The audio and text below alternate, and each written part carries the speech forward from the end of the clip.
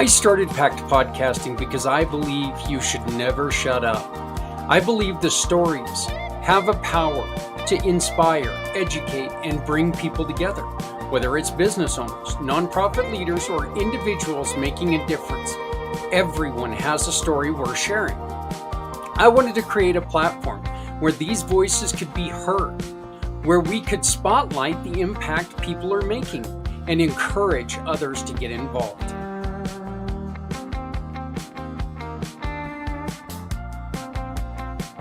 Pact, people all coming together. Podcasting is a platform dedicated to sharing the stories of entrepreneurs, profit leaders, and change makers who are working to build stronger communities. Through in-depth conversations, we highlight their journeys, challenges, and success, helping to connect people with causes, ideas, and businesses that truly make a difference.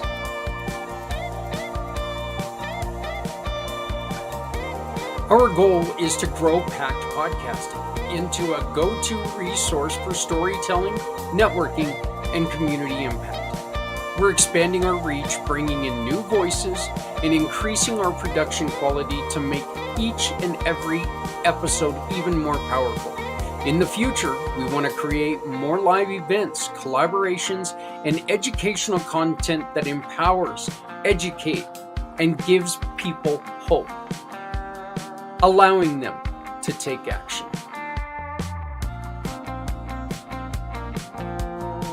One of the best ways to make a difference is by sharing stories that matter.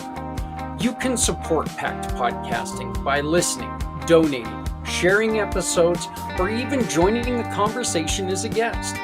Every story we tell has the potential to inspire someone to take action, start a business, support a nonprofit, or simply help a neighbor.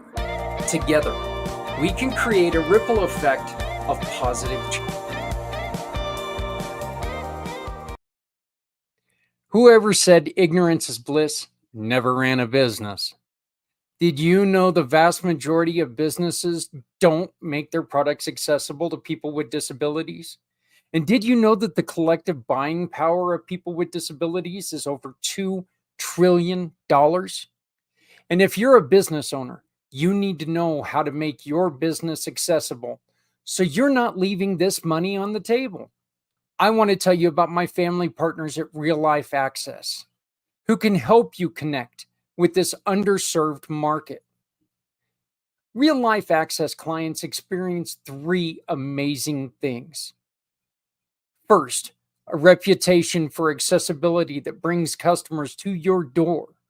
Second, a freedom of worry about legal consequences from not being ADA compliant. And third, increased revenue. Real Life Access team members offer common sense accessibility solutions which won't break your budget. These are business people who understand the challenges faced by all small businesses. They are also people with disabilities who know what it takes to be accessible. Check out their courses, coaching packages, and so much more at reallifeaccess.com. You'll be glad you did. What if one small act could change a life? What if your everyday purchases could support a cause?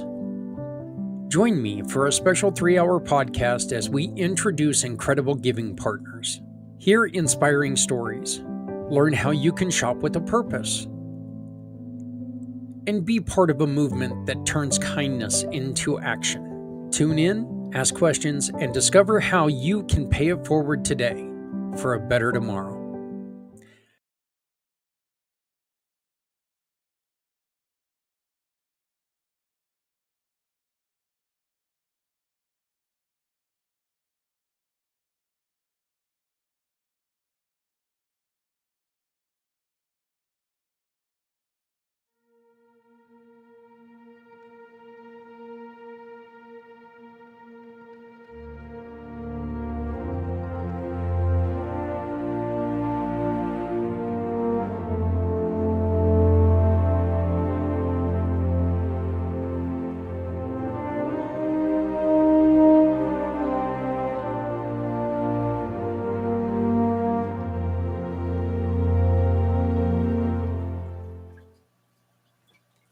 It is St. Patrick's Day. I'm showing my green right there. Welcome to Footprints Forward, everyone. Hey, we had a family networking, our family networking event for March last week. And I want to get our show started today with that family networking event because, and you'll notice this when we bring Joel up as well.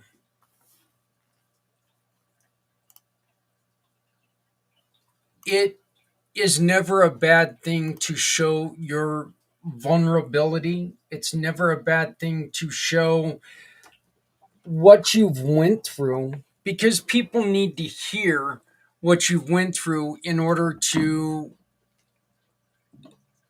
discover if your situations can really help them out. And I approached one of our wonderful guests and I asked her if she could please tell a story that you all have heard before. Holly Miller has been a guest, and she tells how she was sexually assaulted at the age of 14. Her and her friend. They were kidnapped and they were raped. And through all the tough times, Holly fought and worked really, really hard to make sure that she was able to handle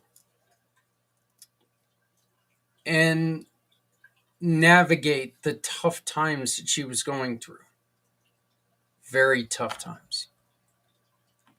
Her friend, unfortunately, was unable to navigate those waters and ended up in a life of alcoholism and drugs and paying the ultimate price. She ended up losing her battle to the depression and to everything else. Well, Holly was put into a very, very difficult situation a couple weeks ago. And I will be honest with you, knowing the story behind some of the pain, when she originally told me this story, I was utterly shocked.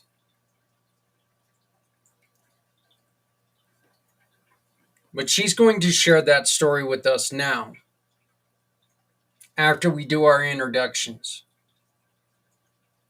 And the story that she tells, ladies and gentlemen, is something that if you ever have a question on what is strength, we here at Community Pay It Forward, the PAC channel, family networking, community dare to care, we are thrilled to introduce you to what true strength is. This is our family networking meeting from March. You can be involved by scanning this code. You scan this code, you say, you know what, I want to be there for April. I want to tell my story in April. I want to be part of this wonderful new networking environment. I want to take and bring my business up by telling our story. You scan this QR code, you join us where your story can be told without you being sold any goods. We don't allow people to sell you. And if you're there to sell you, I don't know what to tell you. Here I go, plain white wrapper. But if you want to join us, if you're looking for a job, if you have a job opening, if you run a nonprofit, if you run a business, and you just want to tell people about what you do, scan the QR code, fill out the information. I will send you a form. You can put everything, all your contact information into that form. And then when we reconvene on April 10th, you can be there with us from 6 p.m. East for Mountain Time. And you can be part of family networking. But again, Holly Miller really steals this event by telling a story on survival and telling an unexpected story around her own personal, what could have been a tragedy. Again, she was raped at the age of 14. It could be something that took her life or damaged her life, but she's worked really hard to not let it. So here we go. This is last month's family networking. Again, join us for April. But enjoy this video because there is so much good in this video by all of the members. So if you have any questions, please enter them into the chat. I will do my best to answer them. If I cannot answer them, I will connect you with the family networking partner and they can answer it for you. But hey, everybody, welcome to Family Networking. We've got a lighter joining today, partly because somebody forgot to send out the email. Yeah, you know. I'm going to fire that guy. Yeah, I'm sorry. I'm telling you, I'm going to fire that guy. My social networking guy is kind of a louse. He doesn't know what he's doing, so he needs to be canned immediately. But we do have joining us today for the first time in the family networking meeting, but a lot of you who have followed the PAC channels know this man. Dennis, I'd like to give you an opportunity to introduce yourself. I don't think you've ever met Holly, and not sure if you've ever met Santa. Oh yes, I know Santa. I have. In fact, Santa participates in a number of other networking events that we are both involved with. So yes, my name is Dennis Schroeder. I live just north of Nashville, Tennessee, in a little town called White House. I am a 24-year veteran. Spent my time in the Army as a medical service corps officer, retired a long time ago. Brent, thank you for bringing up the book. This is the first book that was published by the nonprofit that I started almost 6 years ago called the Price of Freedom Foundation. What we do is we research, we select, we preserve, and we tell complete life stories of those who died while in military service to our nation. The book you were holding up there, Zach, is our first publication. It is the story of Machinist Mate First Class Alfonso Oscar Amos, who served in the U.S. Navy. He was born in the Philippines. He served in the Philippine Army prior to joining the U.S. Navy. He served as a machinist mate in the Navy for 18 and a half years and was lost at sea in October of 1998. This is the story of that man and his family. And we had the great opportunity to present that book to his family and to those that helped us in putting this together on the deck of the USS Midway in San Diego last August, which was a ship that he was twice assigned to when it was active and he was around. So this is the sort of thing that we do to honor their memories, to keep their memories alive, to keep them from falling into the dustbin of history, and to honor those families. And so we have 6 other stories that we're working on, but the need is so much larger than all of this. So that's what motivates me, and it's what drives me to work at gigs so I can earn the money that can be poured back into this. Since we don't have, we have no corporate sponsors, we have no monthly donors. I've done a fantastically terrible job at marketing that, and so yeah, I need to fire myself. Well, I know that you are, however, one of our mission partners, and hopefully Yes. with the new app, that'll be something that you'll be able to take and utilize, as we all will be able to. Dennis, our question of today is, what is a lesson that you have learned that can help others? Gosh, I've been around this planet here for 68 years. There's a lot like that, but I guess what I would say is that there are transitions that everybody goes through in life, And too many times I saw in myself and others that I'm supposed to that we get locked into this mindset of this is how things need to be. This is who I am. This, I was a military officer, lieutenant colonel when I retired. And so I was locked into this sort of mindset of this is what it means to be. And then when you're not wearing the uniform anymore and people aren't excited about offering you a job, then that really challenges us. And it put me into a tailspin. But there are lots of other things that can cause those sorts of things. Somebody suffering a financial crisis that was not of their making. Kids growing up and moving out of the house. It all causes us to question our identity. And so what I would say is that the advice is you are more than what you do. You are more than your role as a father. You are more than your role as a husband or spouse, or being, both genders here. You are more than these things that you may define yourself as. And take some time while you are still comfortable where you're at to ask yourself the question, who am I? Who am I? So that when that transition, when that crisis, when that upsetting thing happens in your life, and it will happen at some point, that you are not tossed into that pit of depression that so many of us have experienced. And that goes back to what we started with, Zach, about talking about giving people a reason to go on and to choose something other than suicide. Yeah. Well, I think that's fantastic. I appreciate you joining us. Stick around as long as you can. And I do appreciate it. I did just want to mention, and I don't think I've done a terrible job at mentioning this, is that we don't have to register every time. I don't want to do that to you. In the chat is the copy of the Google Doc. I just put it in there. If you ask for the permission to be the editor in there, I'll accept it. And that way you can make any additions to your profile that you would like. But we want people to have that profile that they can go to.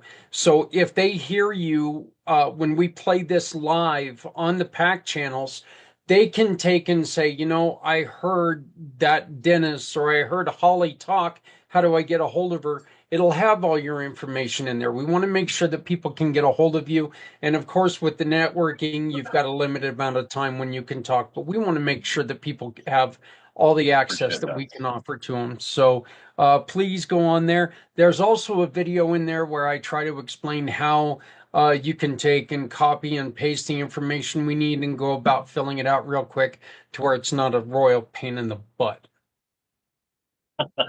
Got it. I will Even though it's a definitely Google do Doc, that. so it's a royal pain in the butt, but still. Yeah. So, Holly, you want I'll to go definitely next? do that when we're finished. Yes, I'd love to hear about that. Sounds good. Well, it's awesome. I get to meet a new person, Dennis. My name is Holly Miller, and what you were just saying really spoke to me.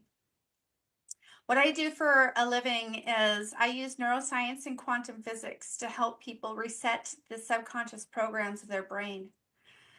So just in regards to what you were just saying, that we're not just a spouse, that we're not just our job, that we're not just our past trauma. It's so true. What you're really saying, if I can be so brazen as to paraphrase what I heard you say, was that that's just noise of the world telling you what you are.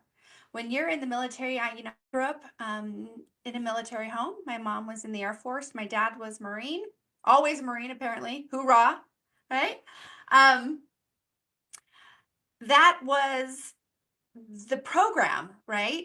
I was a military brat. I lived in a very dictatorship household, and had all of the different types of programs that we have based on our own personal stuff. And society, I'm a woman. I'm the only woman on here. So I'll just tell you what society tells me. They tell me that I'm a white woman, that I am supposed to work, but I'm not supposed to make as much money as my husband because I can't, make him feel less than, right? I should be the one taking care of the kids. I should be the one taking care of the household and running it. And my husband should be the disciplinarian.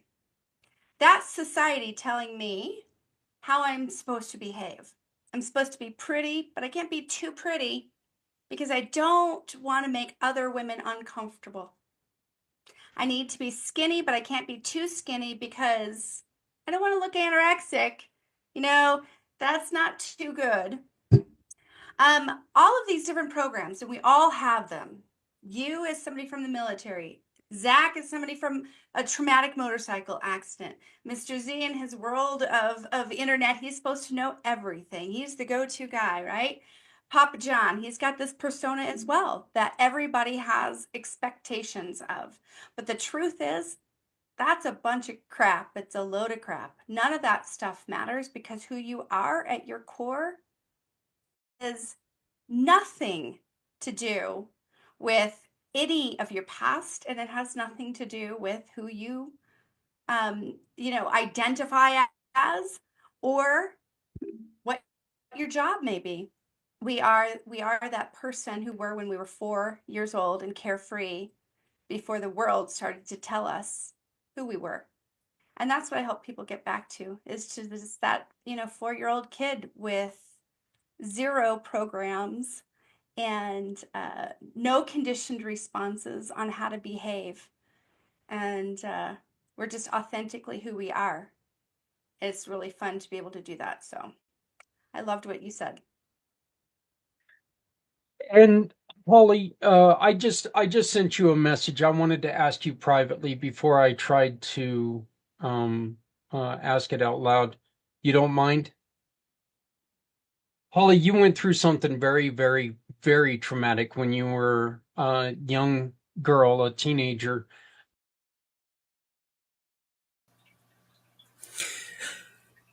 I need to stop this real quick because I do need to say this. If you are a person who has dealt with sexual assault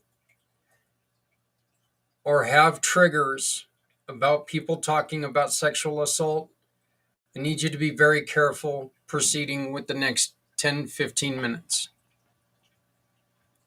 It's a very difficult thing to hear, but I wanted to make sure that I stopped and I let you know that the next couple minutes we're going to be talking about Holly's journey through sexual assault and others that have went through this. So please understand that we're not doing this to glorify anything.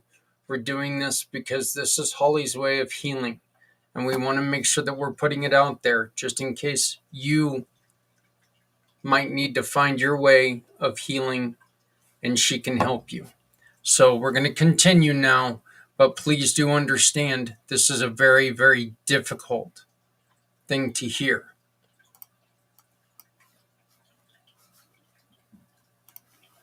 And you had, and when you told this story the other day, it damn near had me in tears because I'm not sure how many of us would have been able to have the conversation that you had.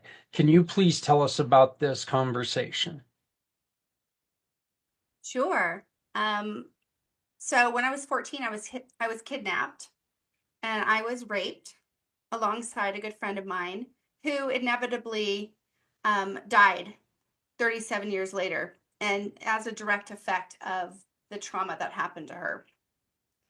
A few weeks back, I received an email from a lady that I had never met before, but found me because I do public presentations for sexual abuse and prevention of sexual abuse.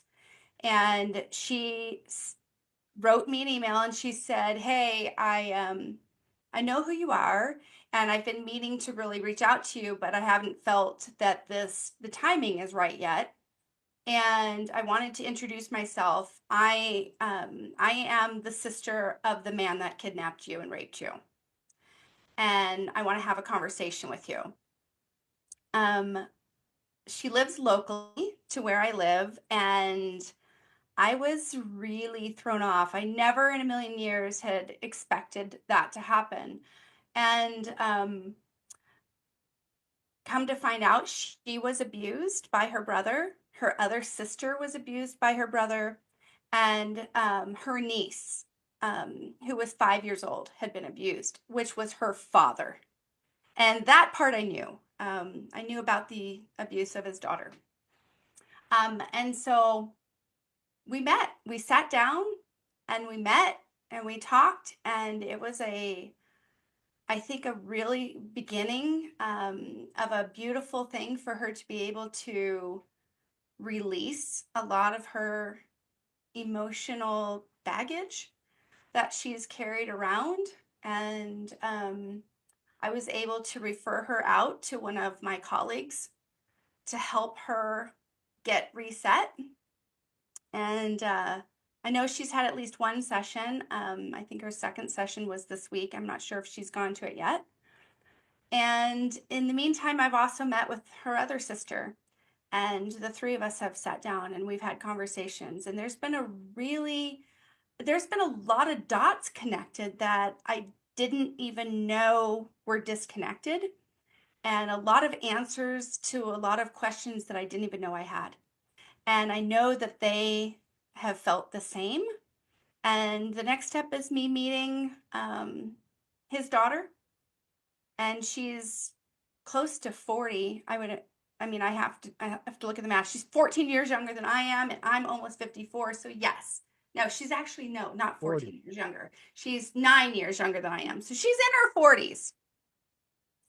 And so just more stuff. And just yesterday, well, over the past weekend, but I just started to talk about it yesterday. I have an idea of talking to all these women and co-writing a book from each of our different perspectives of the same person. Mm. Oh, I wonder who gave you that idea. Zach, I'm going to tell you right now, everybody has talked to me about writing a book. Yeah. Oh, I But don't doubt it. never has the idea of co-authoring Have you introduced been her in to my head. Anissa, Zach? What's that? Have you introduced her to Anissa? Yes. Okay. Yes, I believe I did introduce you to Anissa at one point in time. I actually had a conversation with her, I think, or Yeah. maybe we I haven't got another scheduled. lady that I network with that she's involved with a Yeah. networking group that deal with sexually traumatized women. So I will introduce you to her as well, Holly. She's Yeah, and I see have my one of the meeting with Anissa's tomorrow. you're gonna love her. She's beautiful. She's a wonderful lady. she's I a don't want to tell sweetheart. you a lot about her, but I know she's a great person. One of the things that Holly didn't talk about is the mother of these family members ended up writing a book. We brought up a book and tried to excuse her son's actions. And so this was something that the sisters probably were looking at, Holly, and they couldn't understand that why is mom giving him an out and we're the ones who had to be punished. So I know when you told me, and I appreciate you putting yourself out there on this because this is such I mean, you caught me off guard when you told me because I knew the story of the mom and when you said, yeah, the sister reached out to me, just having the nerve, the courage to say, sure, I'll talk to the sister. I was like, oh, I'm not sure I would have been able to do that. But instead of hiding or avoiding it, you put yourself out there. And not only do I think you're helping yourself, obviously, you're helping other people, and that's just a testament to who you are. And that's one of the reasons why I respect you so very much. So, and I appreciate you putting that out there. You know what, Zach, to quote you, something like, if we keep our mouths shut, we're hurting everybody. Something along those lines, right? What's your quote? If you're not Yeah, helping somebody, you're hurting everybody. yep, yep. And we never shut up. And that has really stuck with me, Zach, ever since you said that. It was just never to shut up. And I'm just going to keep talking until somebody hears me, until the right Absolutely. person Good for hears you. me. Yeah. We're not friends on LinkedIn, Holly. Um, Zach, can you give us an Yeah, introduction? yeah, I'll do my best to introduce you guys, Papa, but I'll also send an email to you two directly so you guys can so you two can get into conversations. Welcome, Kurt. How you doing, buddy? Absolutely wonderful. It's a great thirsty Thursday. I've been drinking lots. Have you? Yeah, you sound like you're drunk. So, Yeah, drunk on that H2O. oh, there That's you strong stuff right there. Yeah, yeah. So, hey, Papa, why don't you go on ahead and give us your introduction and then oh, Holly, first off, what is a lesson that you have learned and that can help others? It's to never shut up, Zach. There you go. I love it.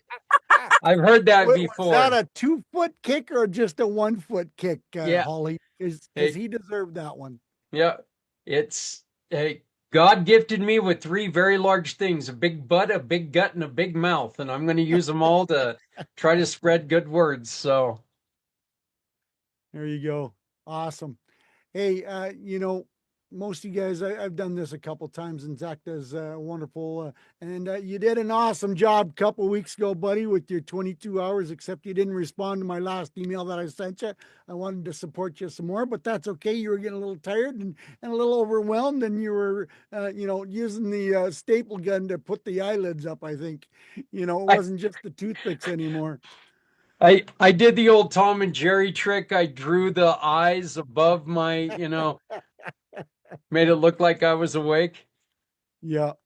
Hey guys, once again, I'm Santa Papa John, and I create happy, joyful, positive memories for businesses and families. I do custom thank yous for businesses. I do voiceovers. I do commercials for families. I do happy birthday videos, Santa check-in videos, and now my newest one, of course, I've been doing for a while, is custom created stories, where I read stories to families. I'm up on the big screen and I say the children's names in the story that I'm actually reading. And that has opened up a few doors for me, and people are loving the idea because it's creating that special memory for not only the kids but for the families as well. And of course, biggest comment I'm hearing is, "Mommy, mommy, daddy, daddy, do it again, play it again, because Santa said my name." So, you're creating a wonderful moment in time for not only the children, but for the families as well. And of course, my other website, The Warriors Beacon of Hope, which is growing slowly and steadily and positively, where I'm creating a nationwide list of services for our veterans. I'm creating a networking of the site also includes meetings, because we all know how important it is for the communication factor for our veterans to continue on. And I also have a list of scholarships on there for children and grandchildren of veterans. And it's amazing how many people have said, I've been looking for different stuff like this and I cannot seem to find it. Well, I'm hoping that this list is going to grow and continue to be a very positive influence and a portal for our veterans to help them get the need and the services and the communication that they need to live a wonderful life. That's me. Well, Papa, what is a lesson you have learned that can help others? always be willing to help others as well.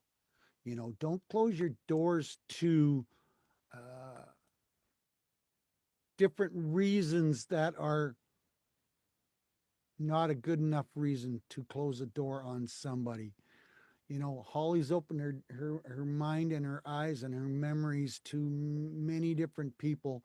And just because she went through a bad influence, we have to take our own personal bad influences, our bad actions, and turn them into positives.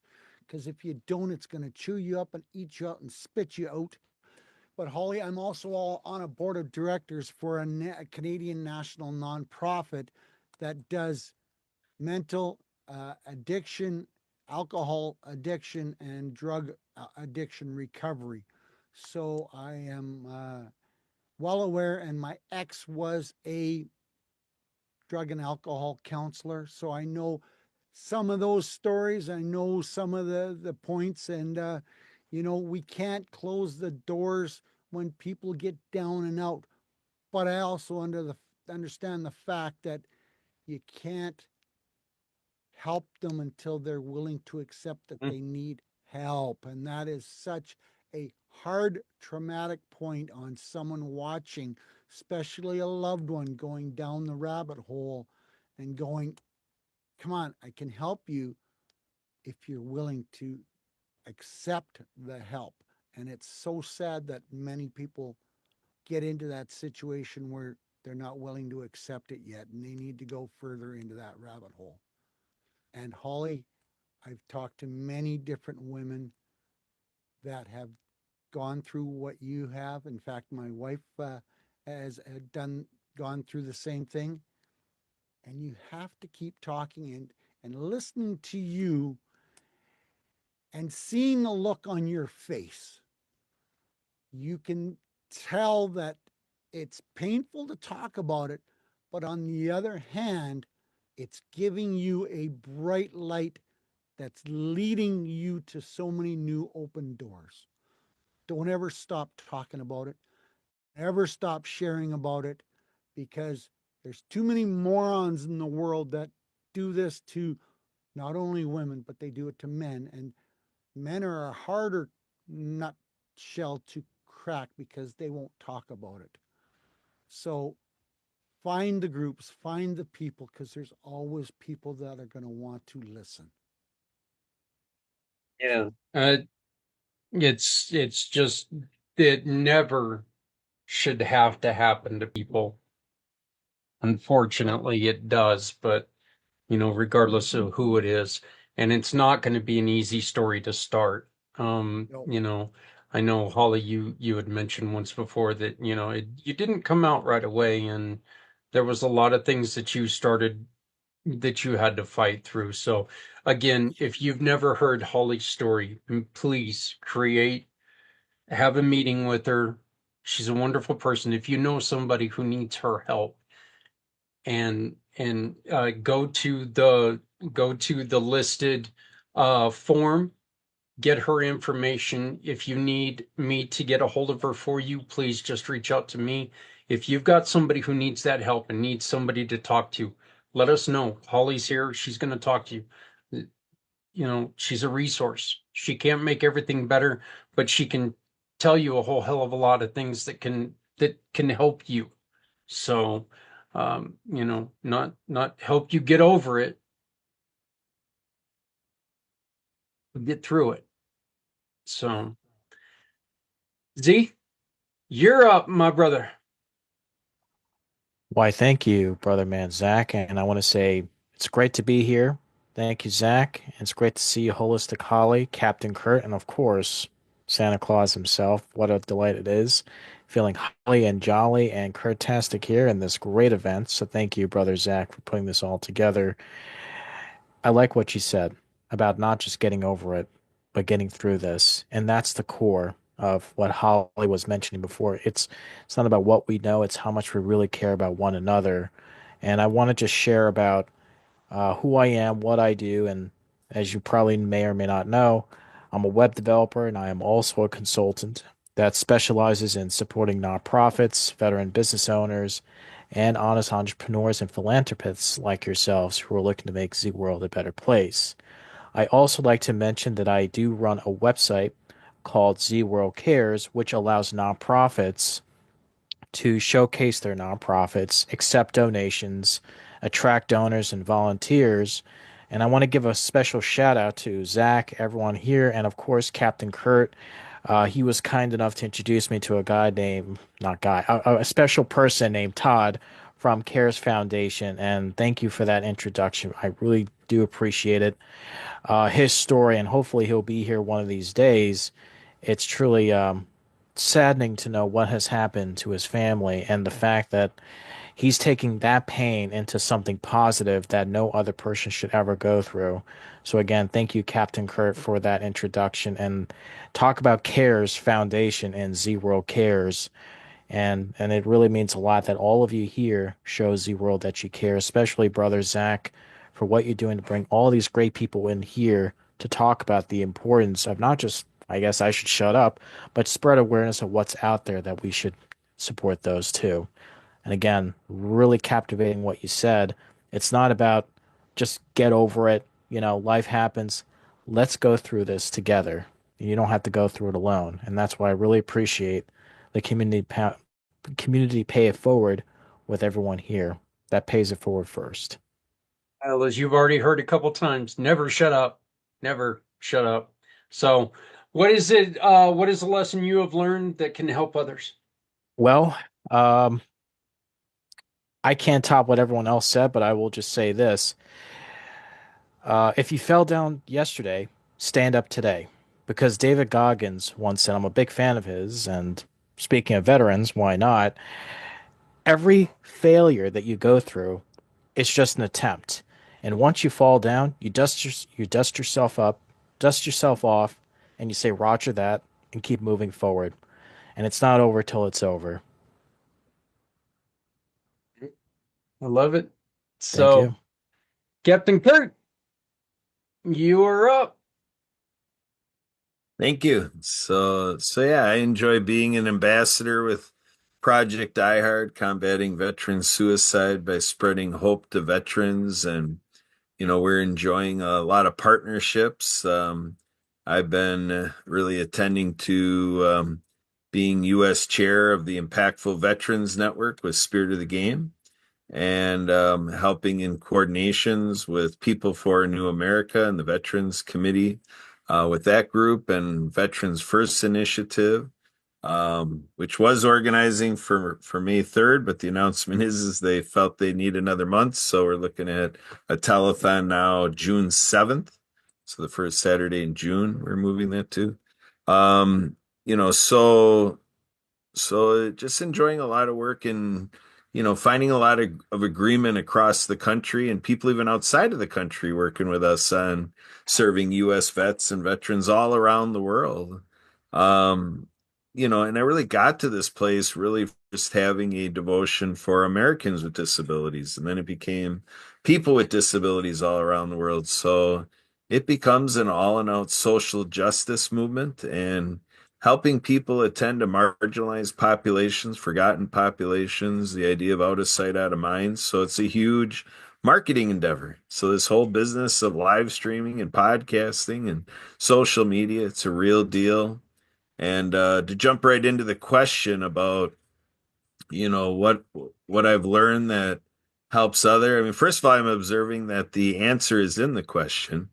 And you ask about helping others and what do I learn that helps others? It's to keep that going. The idea of community pay it forward, paying it forward, helping others. And they even look at in personal and professional development, the value you bring to another person is what cultivates, making it real and equitable and something tangible. And, I was in a networking group earlier today that they were talking about, why some people came and they're not, we didn't see them again in a networking group. And they were talking about the value because and we value this family networking, we keep coming back, right? So that's what it's all about is really checking in on what value you're delivering and then making sure it's a good fit, a good match. And that comes from conversations and talking.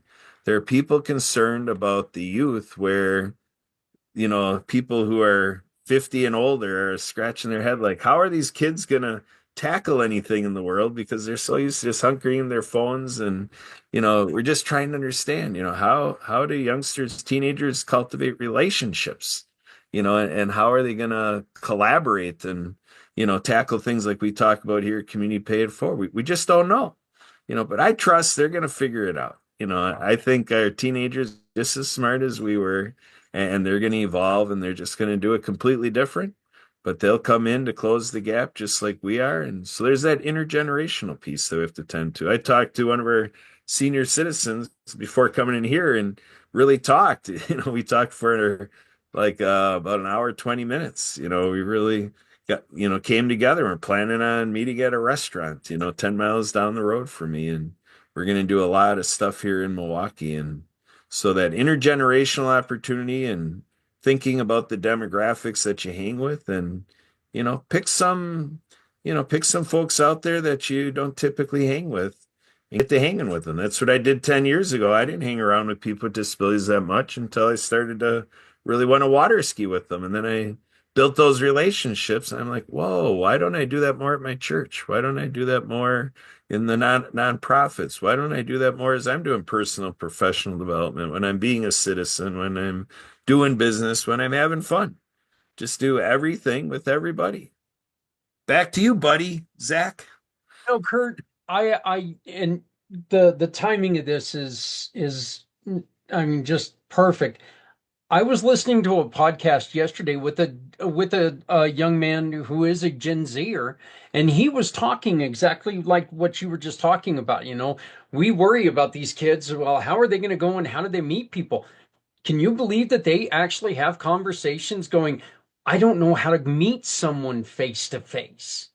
They do have these conversations. It's funny when someone our age says that. Sorry, Z, I know that you're not quite there yet, but Been Gipper, around since they discovered fire. But yeah, please continue. yeah, Gipper. But you know, yeah, these kids actually do realize that.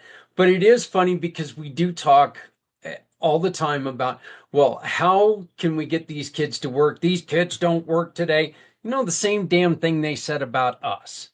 These kids don't. Look, the truth is, none of us could go out there and build one of the pyramids today. None of us could do that like they did it before. Why? Because we've learned how to do things different over the years. You know what?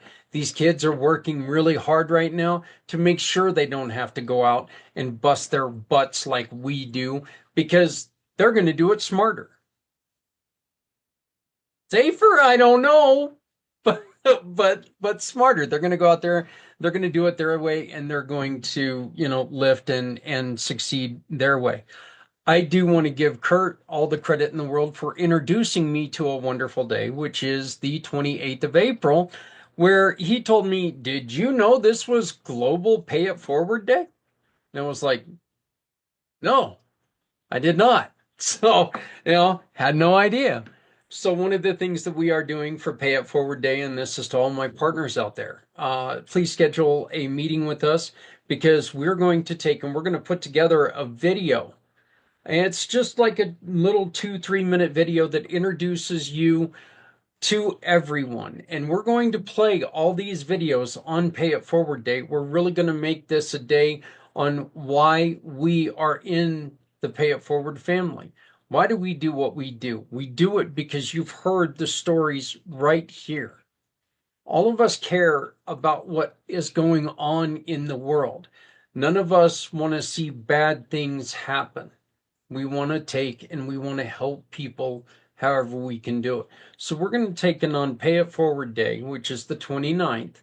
I'm going to put together a podcast that's going to run probably a little bit longer, but we're going to put all these videos together and we're going to introduce who you are and help people to come to you when they've got the problems that you can satisfy. So please make a meeting with us. We're going to record that video and we're going to have a little bit of fun with it as well. I've got the first couple done, and I've examples of with my companies that I've done them and tried to make me look good, but that just didn't work. So I Because just you were into focused fish? on the fish. So, that's the best way to do it. And I do that talking fish guy. I think that would have been great. So, one of the things that I learned, and the reason why this question came up is, do you know why a what is it? Do you know why a koala bear is not really considered a bear? Anyone? Too much cuddling with a koala bear. Uh, he doesn't Hmm. have the qualifications. Thank you, Z. Yeah, No, that was great. That was that great. Way to go, that down under. that's actually not it. But one of the things that I've learned to love, um, and I thought my dad was one of the most brilliant people in the world when he told me this. And I've been walking around the majority of my adult life trying to remember this saying, and the saying was, if you don't lie, if you tell the truth, you don't have to have a good memory. I think it's a great saying, and I always thought my dad was a damn genius. Come to find out, my dad saw that on a pool hall wall. It was a sign on a pool hall wall. So my dad wasn't a genius, he was drinking. Don't makes a lot of sense though. Be yourself when you're out there. Tell the truth. Yeah. And that's exactly what I told Z earlier too. Yeah. He asked me that question, the koala bear question, and I'm like, because it's a marsupial. And he goes, "Oh, you ruined it with science." But if you tell yourself, if you're honest with yourself, you don't have to remember who you are supposed to be. Go out there, be the best you there is. We don't need you to be like everyone else. We need you to be who you are because who you are is good enough. Be yourself, bring your experiences. Again, you're seeing 5 people on the screen right now who are trying to use what we've learned throughout our lives to try to empower other people and lift other people. You've got that in you as well. Even if you don't think there's much value in what you've done, you've had an experience that can really help somebody through a difficult time. So make sure, please make sure that you always are open to listening to what people are saying. One of the things that was mentioned a little bit earlier, but you know what? If somebody comes up to you and says, "Hey, look, you're really not acting like yourself," don't take that as an offense. Okay, be very careful with that. Maybe it is time that you take and look at yourself. And I know when somebody comes at you and they go, "You're acting a little, weird." For me, I'm like going, "Yeah, it's Tuesday, whatever." Or back in my drinking days, well, it's Thursday, or Thirsty Friday, or Thirsty Saturday, or Thirsty. It was a Does day it that matter ended what in day a of the Y. week is when you were thirsty? Yeah, yeah, pretty much. So, but it's not somebody's going to come after you to attack you. Think of it as somebody who cares and somebody who really wants to make sure that you're feeling okay. All right, so don't take it as you're being attacked. Listen to what they have to say. Really take a deep look at yourself and see, is there something that I need to take care of?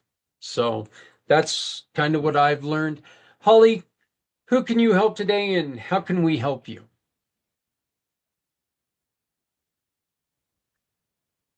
Well, I think that there's not a human being alive that couldn't benefit from stopping the noise of the subconscious mind. So, just a matter of listening to your body and believing what your body tells you. So, if you have a physiological response to anything, whether it's a comment, a social media post, or somebody who cut you off in traffic, that's your cue to know that that is a program or a conditioned response that does not belong to you and it's available to be reset. So just understanding that you don't have to take ownership of that because it's not yours to own. And that's what I'd like for people to know. And I think that's it, Zach. Wow. Again, Holly, thank you so much for opening up. Thank you for allowing me to share your story through you because it really did. It touched my heart. And because I've interviewed you before on your story, it was great to hear that you were able to do that. So, Papa John, who can you help today and what can we do to help you? Well, Mr. Zach, great conversation from everybody today. Thank you. This is awesome. You know, the reality of helping each other is the key to success to help small businesses. When we all support one another, and I do a video every Sunday, Zach, you've seen it, you've been there. It's called Support Your Friend's Small Business Sunday, where I take a person or a friend that I know and quickly just make a little video and say, hey, who do you support today? It doesn't cost you a nickel, a dime, a quarter to support your friend's small business. And you share somebody's name, you share their website. That's the biggest thing that we all do to each other. We all boost each other, we all support each other, we all help each other. And that's pretty well what I'm looking for is someone to spread the word that, hey, I'm a pretty cool Santa and I make some cool videos to support families and friends and businesses. And in turn, I do it back to other people as well, you know. And if we can all keep building the circle bigger and bigger and bigger to support one another, we're all going to win eventually. It might take some of us a little bit longer than others, but we're all going to win. Yep. Absolutely. Thank you very much. Hey, one of the things that you can do um, is if you go to communitypayitforward.us, you can go to a miracle of a community that cares, and you can hear one example of a story that Papa John puts together, Shannon puts together using, and you think that you have a test for him? I had him use my 7 grandkids' names, and he did it. He built a story with my 7 grandkids' names. So you can see an example of what he does, and it was really kind of cool. I know my next to youngest granddaughter was sick on Christmas morning when we were playing that, but she woke up the next day and she's heard it a couple dozen times now. Let's just put it that way. When Grandpa went to go see her after Christmas, she was like going, "You know Santa Claus?" It was actually really kind of cool. So, And that's the um, biggest comments I'm getting, Zach, is from mom and dads are, you know, the kids are saying, Mommy, Mommy, Daddy, Daddy, play it again because Santa said my name. So if you think about that, you're making a wonderful memory for the child and a wonderful memory for the parents. yeah, yeah, absolutely. Z, who can you help? How can we help you? I'm always looking to help nonprofits, like everyone else here as well. Uh, and how you can help me is if you're willing to show the world that you care, please feel free to submit your nonprofit information onto zerocares.org. And I implore you, if you are a business owner or those who are listening, who is a business owner or someone who wants to support nonprofits, I definitely recommend going to the Community Pay It Forward because if you're one of the proud sponsors or power partners, there's always a way to give back to our community. And I just want to go back to what Santa said, and of course, Zach too. It's not about the videos and what you do, it's the memories that'll last forever. And a lot of you may be young to know her, but Whitney Houston once said, the goal isn't to live forever, to create something that will, just like her music. So that really resonated with me. And if I do this, we all eventually win, like Santa said. But if I can get out of that naughty list and get on that good list, then I think I'm on the right track. So I hope I can make Z World a better place by knowing all of you here and just supporting our nonprofits who uh, need the awareness and those that want to show the world that you care. So that's how I can try to help nonprofits and help me, help you, help this, bring it forward to the community, pay it forward. Back to you, brother man. Well, Z, you did it wrong. You hope, I like that. not hope. Come on, man. Hope, hope, hope. Second stupid dad joke of the day. So, That's great. Kurt, how can we, or what can you do to help someone? How can we help you? Well, I enjoy being a community organizer. So if people are looking for a way to kind of amplify, expand, build a network, get more people involved, I love marketing. A lot of what I do is built out of a passion of serving over 100 groups the last 20 years of my life. And so I've seen a pattern that I've been with small groups of people like this, like the five of us, and thinking, what if it was 50 of us, type of things. So I'm all about scaling up. And that's why I got involved in TV and radio and the live streaming and, Amazon Fire, Roku, every which way we can get out there, the great stuff that people are doing. That's what I love to do. And in terms of, how people can help me is, I'm an ambassador with Project iHeart. We're always looking for, partners of any kind, ministry partners, resource partners, mission partners, any which way to help veterans. And um, we're running an event called Hope Stock, July 25th, 26th, 27th. And so anybody that can be a part of that, making it bigger and grander, would be greatly appreciated. And, we do podcasting like Zach does here. So if people are coming to Community Pay It Forward and getting all the attention that they want and they got an appetite beyond Pack Channel, Zach can help you get more exposure through what we do. I think what he's saying is that if anybody needs to talk about an appetite, go to the fat guy. He can help you out. So We would never say that out loud. What a translation. Wow. anyway, look, I'm gonna just go ahead and end this very and please, if anybody would like to be featured next week, reach out to me out of you three, and Holly and I can introduce you to people for people. It is a new program that's looking to do some amazing stuff. You probably won't be on our team, but maybe you can be on a team that's well, you're definitely gonna be on a team that's gonna change someone's life. So let's make sure that we can get you featured, at least get a couple more eyes on you. But look, Community Pay It Forward, we're here for one reason. We're here to help everyone. It's not impossible. We can do this.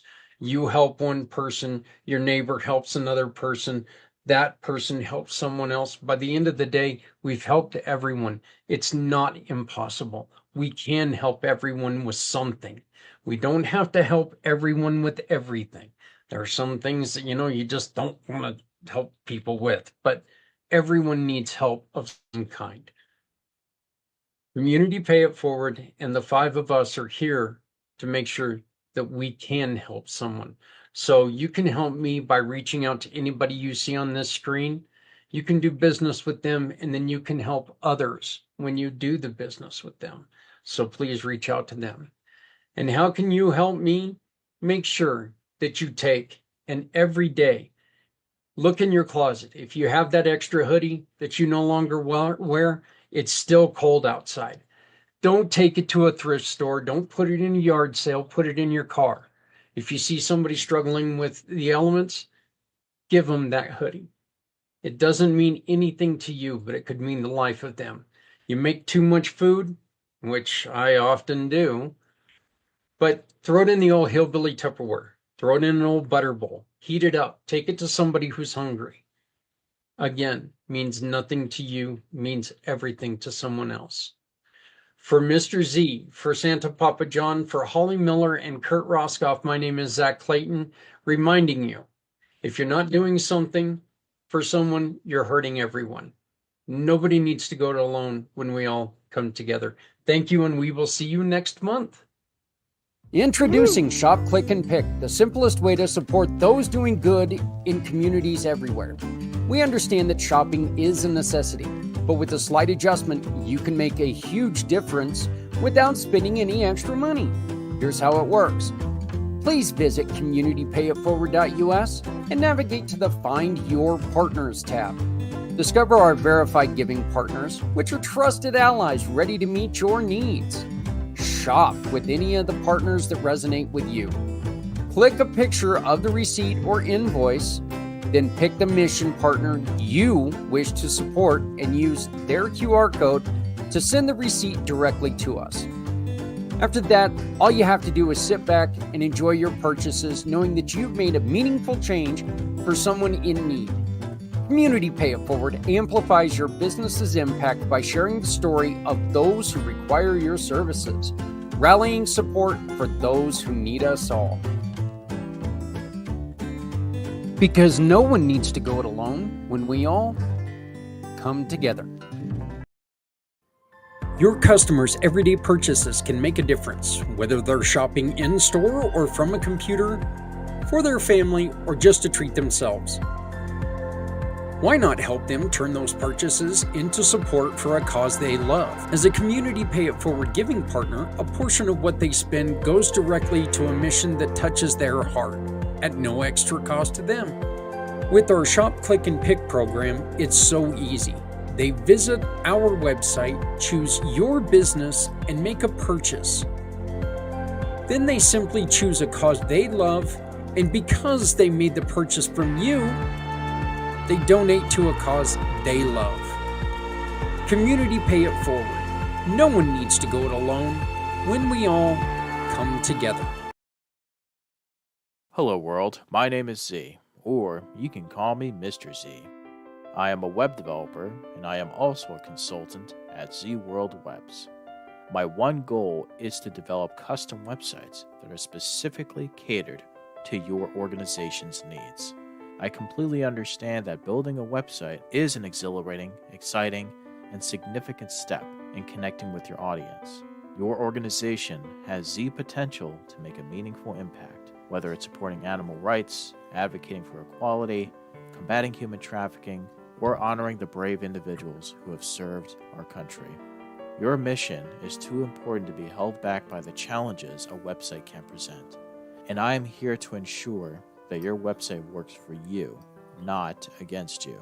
Whether it's maintaining, developing, a custom website that is specifically catered to and with that being said, I would be more than delighted to learn more about your organization, develop a website, Z World. Thank you. Is waiting for you. I still, I give Holly all the credit in the world for being able to share that story.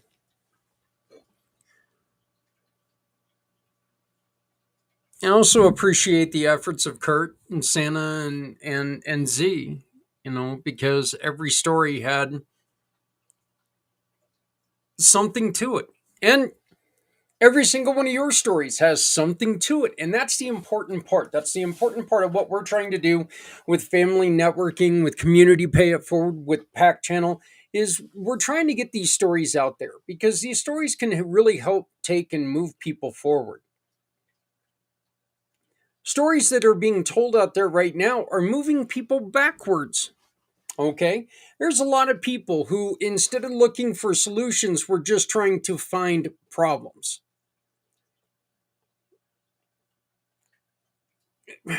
We're not going to agree on everything, people. We're not. And I'll tell you right now, there are tons of things I'm not going to agree with.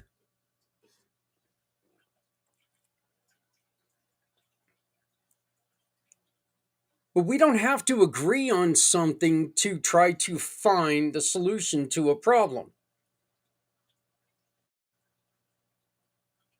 Again, one of the things that I love to say, compromise, okay? Compromise means, and I know this is annoying, but compromise means there's not a winner.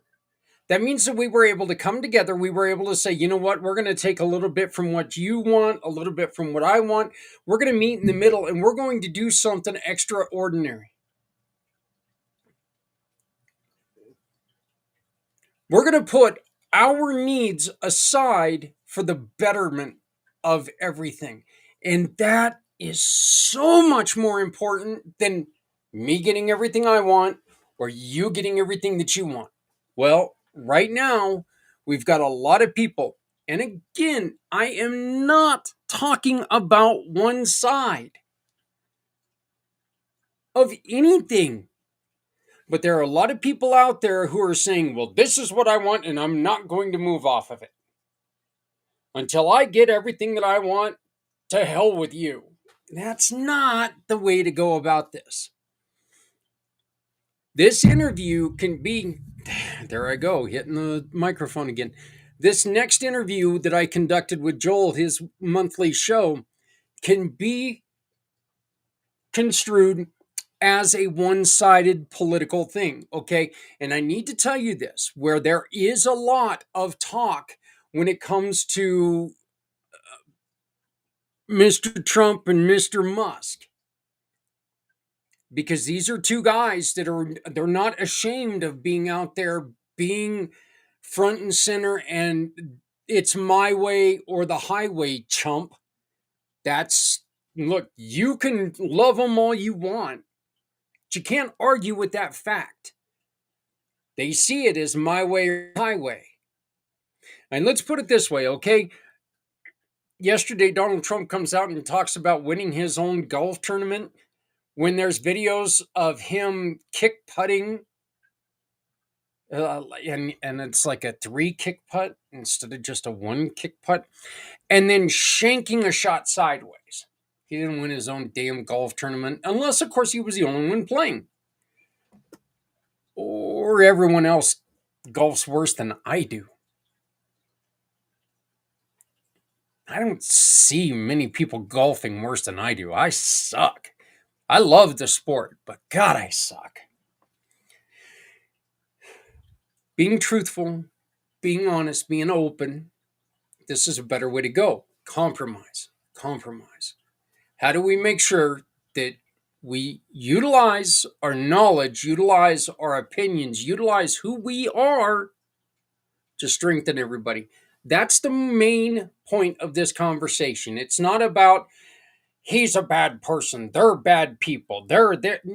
That's not the purpose of this. This is more along the lines of this is what we need to do as people to make sure that we don't slip into this dangerous zone. So Joel White with the March version of the Joel White Show. Here we go. Enjoy this. And there is a technical difficulty in the middle. He is in the UK, and technology sometimes just doesn't work well. There's a lot of times I don't like talking about a lot of politics or political aimed conversations, but I really think this one's important. Our guest is Joel White with Rewired for Men. How you doing today, Joel? I'm all right, sir. Yeah, it's quite a reasonable evening across the water, as they say, across the pond. So the sun's out, but we'll see what tomorrow brings. It might not last. So you know what's funny, Joel? It was 70 plus degrees yesterday, beautiful, sunshiny, wonderful weather here in Colorado. Right now it's 40 degrees and just raining like crazy. So, you know, the old statement in every state that I've lived in, if you don't like the weather, wait a minute. So, you know, that's just kind of the way it is here in the States. Like I was mentioning before, we don't like delving too far into politics. I don't believe that your political belief is who you are. I think that your political belief is part of what you believe. I don't think anybody's got it all right, and I don't think anybody's got it all wrong. But my question to you today is how, as men, do we navigate the waters of being seen as a misogynist but still remain confident, because there are so many things that, with the disintegration basically of DEI and all this other things. I still don't think there's a lot of men who just want to go out there and go, women need to be in the kitchen, and those that are out there, shut up. You're wrong. Women should have rights too. Okay? So, and if that pisses you off, I'm sorry. I am sorry. But it is hard sometimes to I had this question, or I had this conversation with a really good friend of mine, Sabrina Morris. Love her. Okay.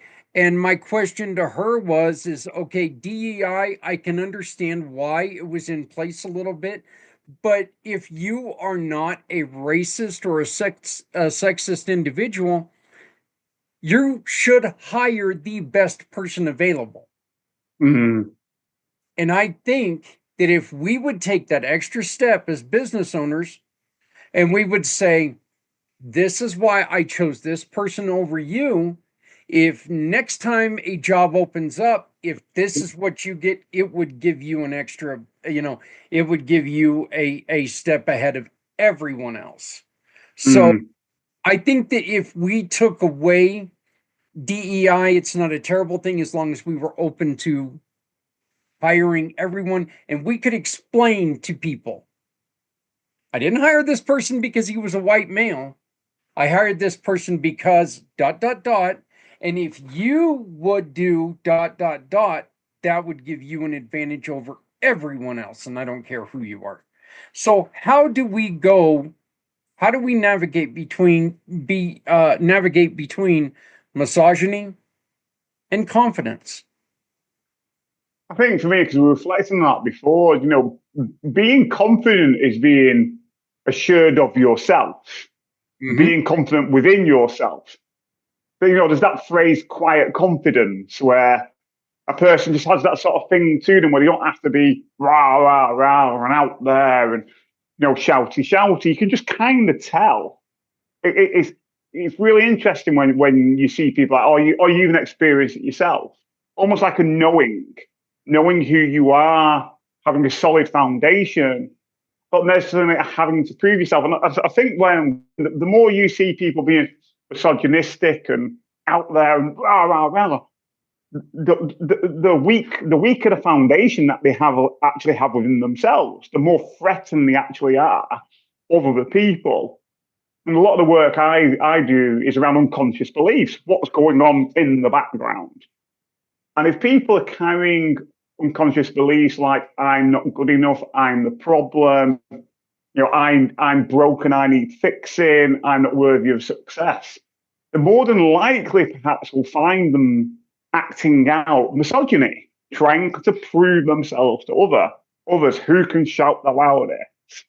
And when you touched on this before, I'm not into politics in this style, but it's interesting watching the individuals who are supposedly up front and centre in the roles that they're doing. And very much, we've touched this a little bit, what we see at the moment with Donald Trump and what we see with Elon Musk, that's very misogynistic in regards to how they are portraying themselves, in regards to what they are saying and their body language. It's quite intimidating and threatening. But behind all the shouty, from my personal opinion, where people agree with it or not listen to this, I think there's very weak men there. I think there's men at their foundation level feel that they are less than, that they feel threatened by other people, that they feel broken. Yeah, somebody would go, oh, look how much money they've got and they're rich and this. Yeah, I get it. You can still be one of the richest people in the world, but still inside think that you're worthless and no good and weak and all the rest of it. Your bank balance does not determine your ability as an individual. And I think, again, this is all connected. A lot of men that I work with, Zach, and I don't know if you come across them, they have really interesting, ways of how they define success. what I find with a lot of men is they define success as an external thing. The size of their car, their house, their bank balance, the wife that's on the arm, the jewelry that they wear, and all that links into the suits that they have and how they portray themselves, being shout and all the rest of it. But all that's external. And as we've seen, I don't know what's going on in your country at the moment, but there's been big changes over here in businesses about national insurance and how much they pay people. And a lot of businesses are going bust. And some of these individuals have been like the big I am with my business of multi-million. Within a week, they're gone. They're filing for bankruptcy. And it's really interesting to see how that impacts on those individuals of being so external about success. And, when we're going back to what we talked about Elon Musk and Donald Trump, yeah, they may think that they're the big I am at the moment, but I'm sure with the changes in economics and favor and all the rest of it, will pay its toll. And I'm sure there will be changes in that. And for me, it is worrying that these individuals are in the positions that they're doing with the behavior that they've got, being misogynistic. One would hope a lot of men don't see that as the way to be. I don't know what your thoughts are around that. I really do. And there's 2 points I want to make here. Joel, there was one point in time somebody asked me, Zach, have you been successful? And my very first thought was, no, I haven't made a damn penny. I have so little money in what I'm doing.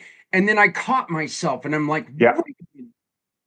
My mission is not to make money for myself. My mission is to help other people. And by God, we have helped other people. Yeah. So I stopped myself from lying to not only that person, but lying to myself. And I turned around and I said so confidently, yes, I have been successful because, damn it, I have helped people. Absolutely. I will say this, the one thing, and there are a lot of things about the current administration that just turn me ill, make me sick. And I'm not ashamed to admit it. I also believe that, you know what? We've got to give everyone a chance. We got to see what's going to happen. And if we come together, Joel, what they're doing doesn't have to affect us as much as a lot of people are letting on. If we work together, it makes them moot, pretty much. But the one thing that I'm seeing the more and more of is exactly what you're saying. They are portraying that, you know what, we're going to make everybody so rich. We're going to make people aren't going to know where to spend the money, blah, blah, blah. That doesn't make you a person. No. That doesn't make your life, it makes it a little bit easier in certain places, but it doesn't make you a better person. It doesn't make you successful. You can have all the money in the world, but if you are still a miserable SOB, you're still a miserable SOB. Yeah, absolutely. And again, that's really important what you touched on there. The whole thing about what is a real man. And, a real man, how I personally see it, is not what's being demonstrated by the administration. It's not just in your country, in other countries as well. That's not being a real man, to be misogynistic and negative towards women and other people and this, that, and the other. That's not. And for me, and on my website, for me,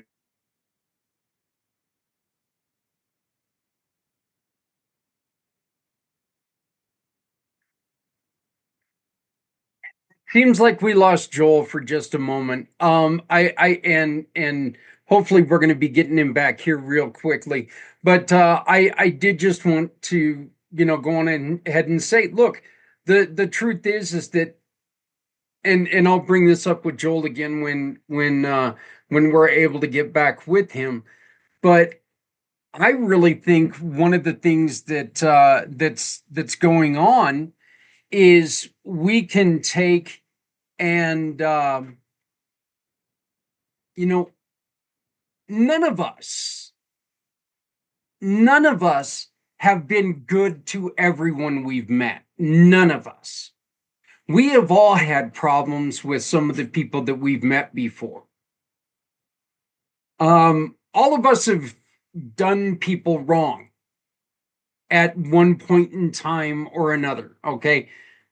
There's none of us that have been angels, none of us that have been perfect.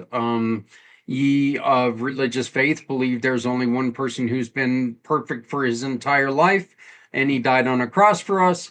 Those of other persuasions don't, just don't see people as you know as perfect. The truth is that every single one of us have made that mistake to where we haven't treated people like they should be.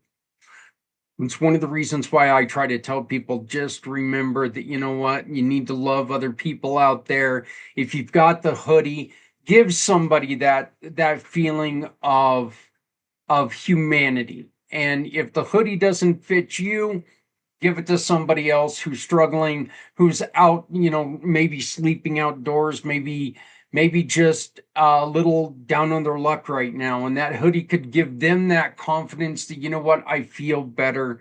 At least I'm warm now. I'm not, we give them food that we've cooked for ourselves that we absolutely do not need.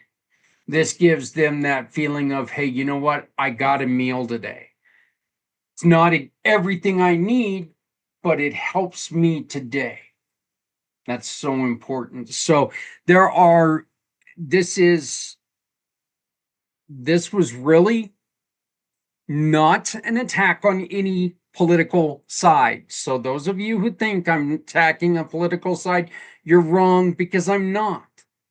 Because there's a lot of things that, you know what, when it comes to it, I truly believe that that one side is going to say that we should or shouldn't do something. That in my belief, I believe the country is that America life, you should have the freedom to do as you please, as long as you're not hurting other people. I really think that, I mean, yeah, we've got laws, yeah, we've got all these other things, but I really do believe that the American way of living is, do good, lift yourself to where you need to be. You don't need to have a bank account of $1 million. You can live like a millionaire and only have $52 in the bank. You can live the best life that you can imagine if you, just live within yourself. I really think that if you focus 100% on, well, I got to have more money than my next door neighbor. Well, if that's your entire focus in life, you're going to go through and you're going to do some things that you're probably going to regret.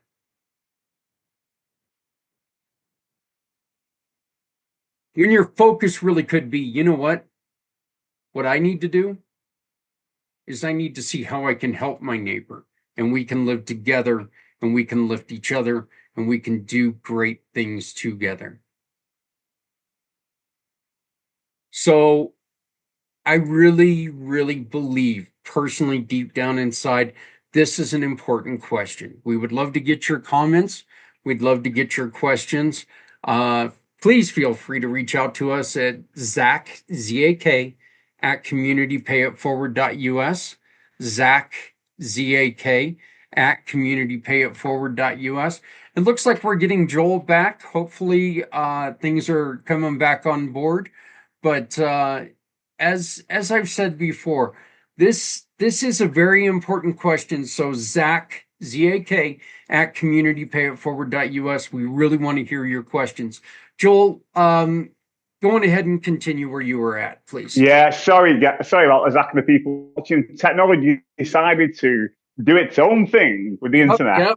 Yep. So thank you for covering that bit, Zach. I'm sure you did well with it. What I was saying is this whole thing about a real man and how opposite is actually to what misogyny is and the old big I am man of the past.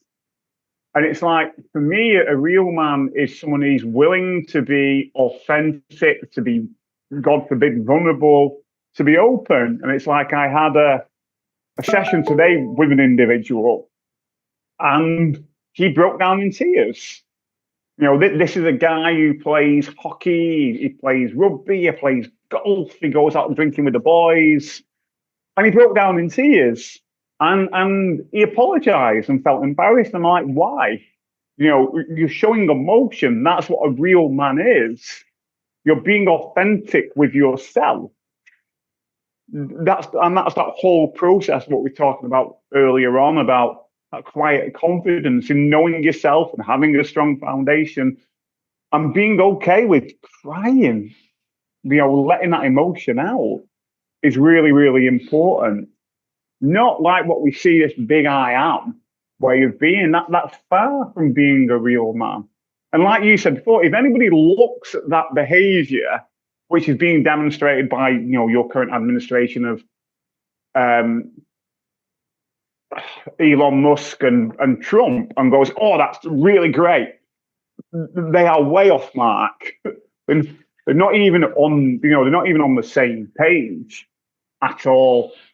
Really not. And again, if anybody out there is listening to this and think it's acceptable behavior of what they are seeing from the current administration in America, then they really need to rethink their own behavior and their own way of being, because it's not being that way. Because I think there's a lot of signs of not taking any responsibility. You know, if you're going to sit there and say you're going to get something done, and when that does not come to, and then you turn around and say, hey, you know what? It's someone else's fault. It's not my fault. Maybe a better way to look at that is going, you know what? We're in deep. We're working on it. I know I said this. Maybe what we need to do, or what we need to do, is ask for a little bit of extra time to see how we can dig into this. Not turn around and blame somebody else. You know, if you want to say, if you want to come out and say, I'm going to change this, I'm going to do this, here's my timeline that I need, and I'm going to do it, and I'm going to do it right. But when you come out and you're not able to accomplish that, turn around and blame someone else, not take the accountability yourself. I'm sorry, that's the wrong way to go about it. Say, look, this is a bigger problem than we were expecting. We need a little more time. Please work with us. You know, show that vulnerability. Like you said, not everything can be a win. Life is not all wins. It's not for anybody.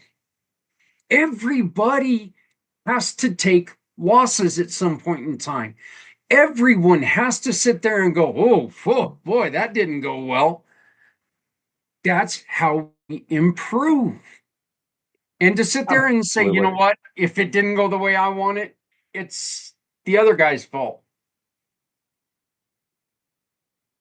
First off, that's showing how much of a child you are. That's not being a man in any way, shape, nor form. Absolutely true. Absolutely true. You know, and again, you know, you hit on something that's really important, is a couple of things really to reflect upon. You know, that whole thing about what makes a real man is somebody who takes ownership and responsibility and accountability. You know, if they make a mistake or they do something, it's not even about making a mistake. It's a learning experience, is actually what it is. Yeah. And if you're willing to take the learning from that learning experience, and that will make you more become a real man and less of a misogynist, you know, at the end of the day. And the other thing, what you said in there, is this whole thing about, oh my God, I'm a failure for losing or being a loser. It's like, no. For me personally, I don't know about you, when things have not gone well, whether I'm responsible or not. And that's been actually the opportunities for the greatest amount of learning, the greatest amount of reflection, if you're willing to take it. And like you said there, it can take a lot to admit you've made a mistake if it's not something you're used to doing. But by God, you're going to get more growth from it, from that learning point. Note the change there, learning point, not a mistake, from that learning point of going forwards. Do you know what I mean? And again, it's really important to reflect on that. Even if you don't win, it's not the end of the world. If you have that quiet confidence in yourself that you already feel you are enough and you are worthy and you are successful already, then you're going to deal with life better when challenges occur or things don't go your way, or unfortunately you upset somebody knowingly or unknowingly. You're able to deal with it better coming from that place with that solid foundation than if you are displaying misogynistic behavior and more than like in the background, you're coming from a very poor foundation. You know, that's what's going on. And again, you know, you obviously know more being American yourself in America with the current administration. I'm sure that if they started to show more personal responsibility and accountability, that would actually help them become better individuals. And more than likely, have more people actually like what they're doing. But unfortunately, that's not happening. And some people might say, "Oh, that's politics." That's no. These are people. Yeah, it's nice of you to say that, you know, me being American, I have more of an idea of what's going on. And there ain't nobody who knows what the hell's going on right now, but to be honest with you, but you know, and I just want to throw to people, okay, here's an example of what I'm talking about. Again, it does sound like we're going after the current administration, but what I want to say is here's one example of how this is not going after the administration. This is nothing about who they are or what they're doing. I made the admission a week ago that I am currently having a very serious personal struggle with prescription medications because of having dealt with pain injuries now for over a decade, and now living my life without those pain medications has become really problematic. Not only do I have to deal with the pain, but I also have to deal with, if those pain medications are gone, holy shit, I've got the chills, I've got, you know, nervousness, mood changes, all that other stuff. I become dependent on these drug medications, okay? But if I were to take and say, these damn doctors, they've made me, you know, they've gotten me hooked. They didn't do this, they didn't do that. Where it might be, there might be truth in that. There is truth in that.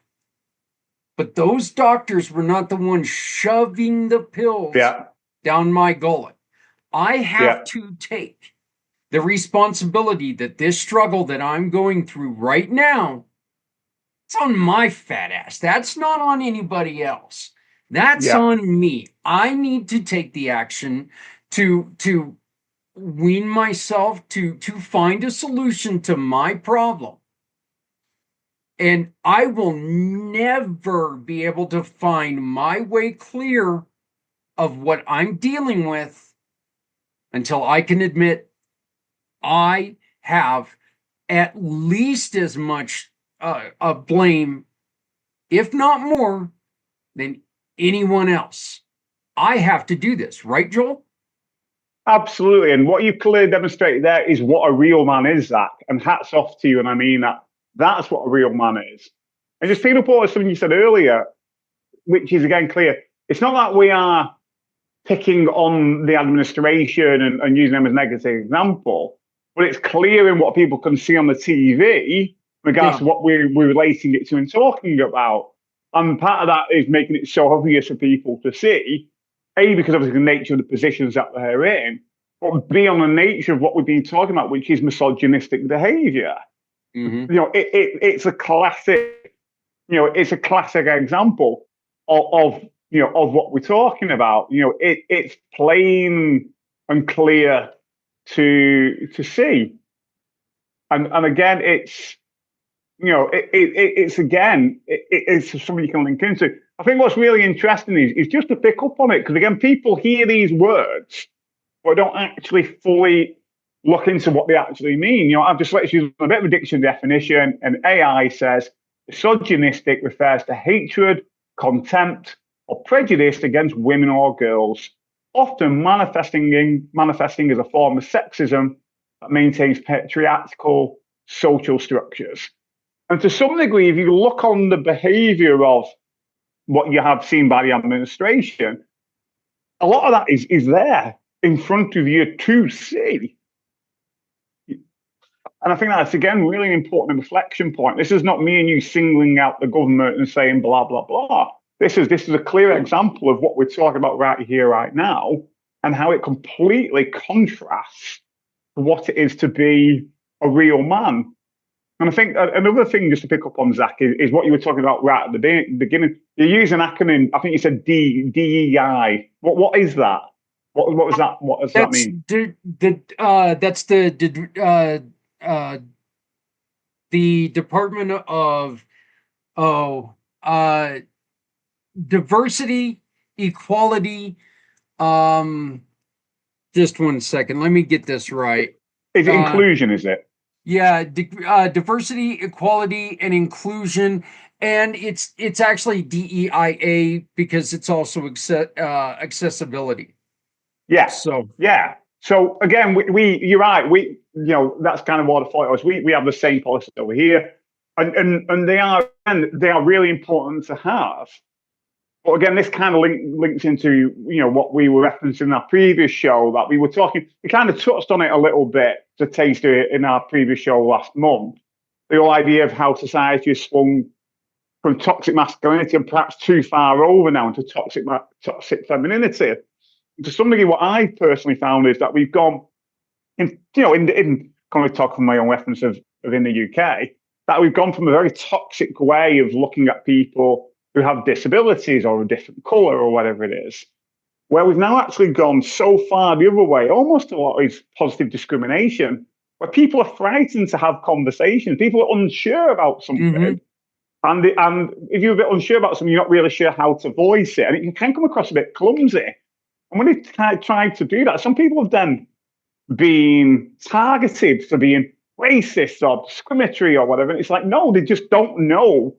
They just don't know how to voice it. They don't understand certain things. So we've almost gone from one extreme to the other.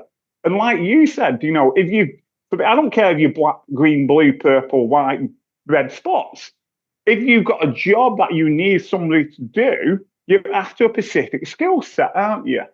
And I think, unfortunately, the society we live in, where people are so frightened about, oh my God, I've got to employ that black person, or that brown person, or that green person, or spotted person. I don't care.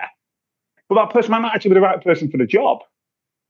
And that's just going to be just detrimental to everybody, isn't it? Yeah. And I mean, you know what? We have gotten a lot better in a lot of cases when it does come to seeing people as equals. I mean, if you think about it, back in the days of, our ancestry, if somebody was born with a disability, they were left out to be eaten by wolves. But the truth is, you know what? I mean, you look at people who, hell, there's a form of autism with Elon Musk. He is autistic. Yeah. Okay, guess what? He has been able to take and work with his quote unquote disability, and he's become one of the most successful financially men the most successful financially man in the world. So, for us to take and sit there and say, hey, look at this person, they've got this, they've got this struggle that they have to work with, they're useless. BS, man. That's throwing, that's crap. If we as business people, Joel, do not look at people who have difficulties or abilities that they have to work around, we cut off potential clients. Of course.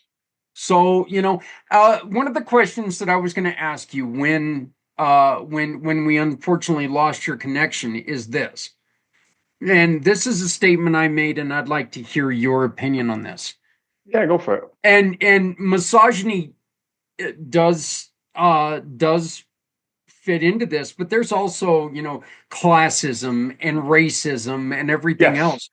We Isms. have looked at other people in our lives, every single one of us, it doesn't matter who it is. Every single one of us at some point in time has looked at somebody and downplayed who they are, and we have lifted ourselves above them. So we cannot throw stones at everyone, but it's really, it's really becoming apparent the ones who are not just lifting themselves above other people, but see their way of manhood as continuing to climb above them and leaving these people in the dirt, right? Yeah, and that also goes into what we're talking about. The more insecure you are at the foundational level, the more you are driven to prove yourself to yourself and other people. And if that means stepping on somebody to do it, then you'll do it because you're so weak at your foundation. That's what happens. And again, picking on what you said, Elon Musk has got autism. He's done really well to get to where he is, and he's been one of the richest people in the world. But that doesn't give him the right in his behaviour of what we've seen and how he conducts himself. It doesn't. And again, sometimes people have run foul to that. They've had their own difficulties, whether it's learning difficulty or physical disability, whatever, and they've done really well. But that doesn't mean that then it's okay for them to turn around to somebody else and point the finger at somebody else. It's not. That's just as unacceptable from that degree. And I think that's also an important point, to raise and bring in. We are all individually unique in what we do and the situation that we have. And for me, I myself, I've been diagnosed with dyslexia, I've been diagnosed with ADHD. I don't see myself as suffering with these things. I see myself as living with these things. I also see them as part of who I am. They don't determine who I am. And it's down to me and how I want to utilize them. For me, my take on ADHD is very much as a superpower. I feel there are certain things about how my brain, because this is about your brain and how my brain has adapted from things that happened to me perhaps when I was young. That's how I see it. I don't see it as a woe me at all. That's how I stand in regards to how I look at my foundation and how I've managed with that. And for me, if I look at it that way as something to live with and being aware of it and having a superpower, and at times there is a bit of kryptonite, if I'm open to seeing all that, that makes me more of a real man. That gives me a stronger foundation. If I choose to not look at it and not take responsibility and accountability, I'm denying myself from becoming a whole person or a real man or whatever it is. Oh, yeah. Look, you don't have to like other people's decisions, but that doesn't mean that you're right and they're wrong. There's still, we are in, I dread the thought of saying this. We are still in a country of freedoms, okay? As are you. We are in a country of freedoms, and people are allowed to, like, and I've said this so much it makes me sick to repeat myself, but I wish to God I knew everything I knew when I was 16. I'd be the smartest person alive. Nobody could tell me a damn thing at 16 years old. I knew everything there was to know. If I knew half of what I knew at 16, I would be a brilliant person. I've grown into knowing I didn't know squat when I was 16. Okay. I could possibly have been the dumbest person in the world at 16, but I knew it all.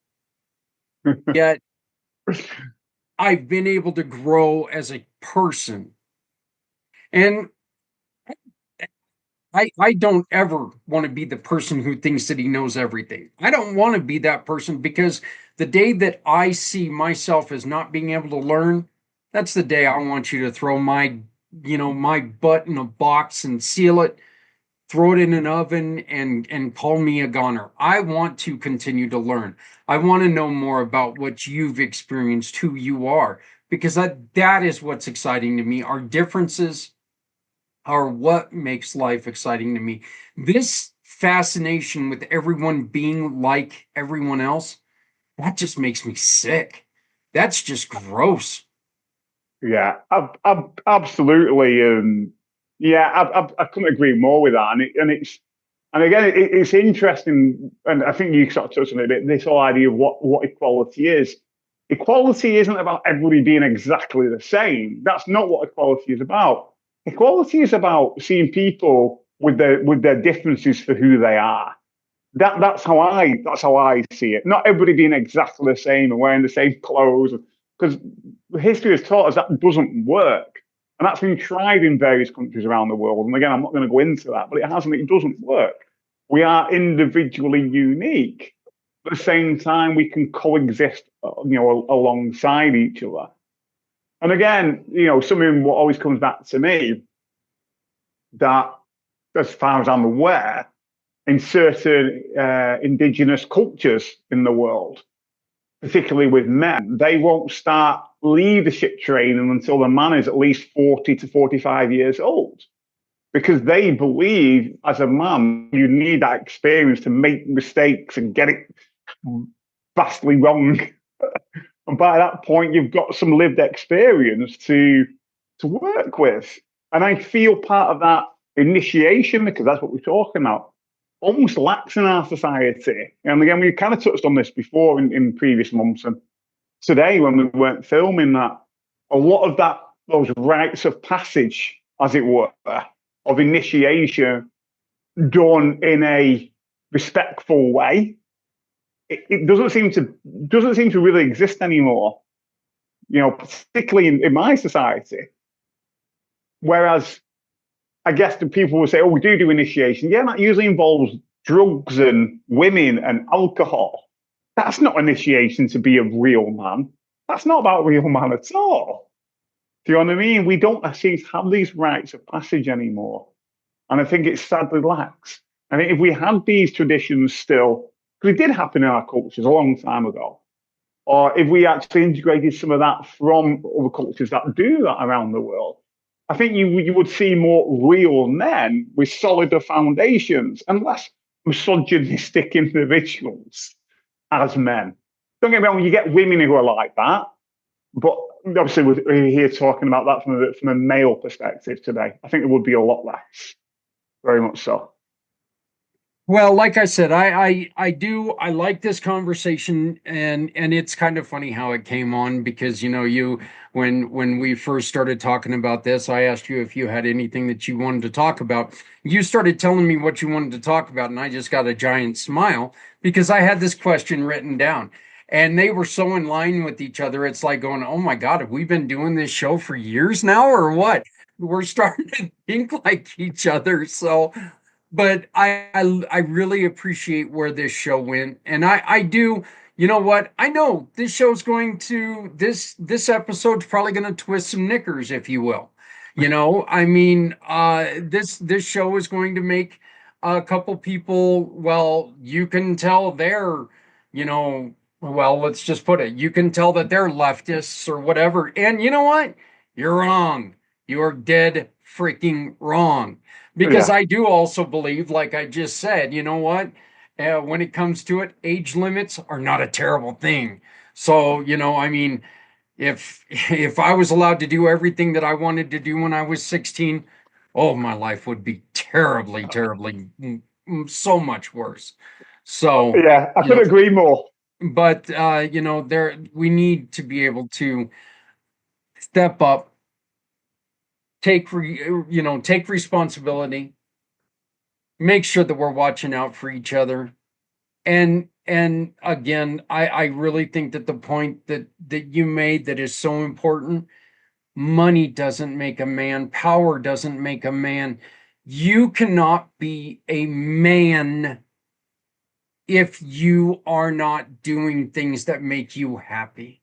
If you are not doing Absolutely. things that make you personally satisfied, and I don't see how people can be satisfied when they can go walking down the street and seeing other people suffer.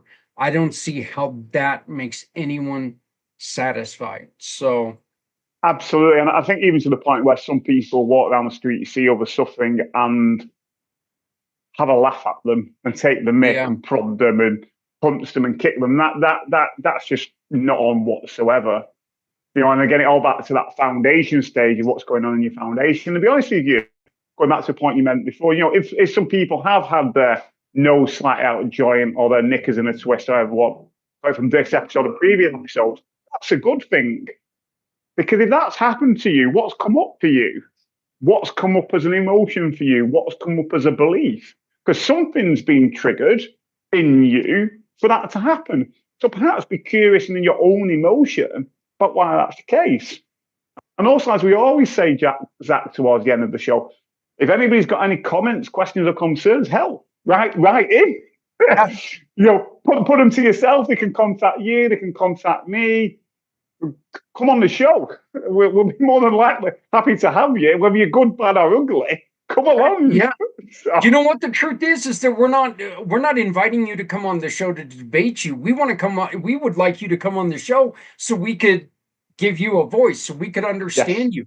Because if there's something that you see that we're saying wrong, we want to find out what we're saying wrong.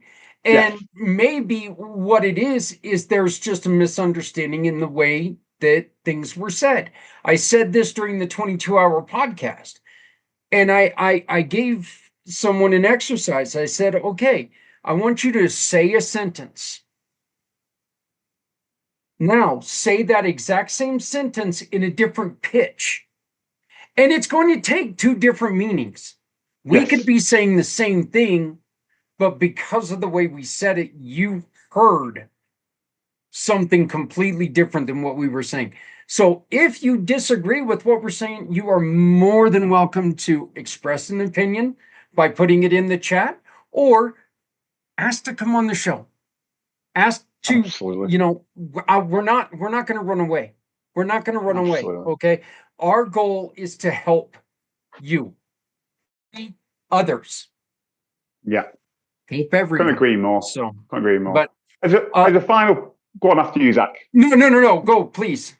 I was just going to say, you know, as a final point, if people do want to know more about what I do and how I can help you to rewire those unconscious beliefs, those things that are holding you back, those side of things perhaps you're not too proud of, knowing that you are perhaps a bit too misogynistic as a man, please get in touch with me. You know, Rewired for Men does all the things at the bottom here in 1 month or less.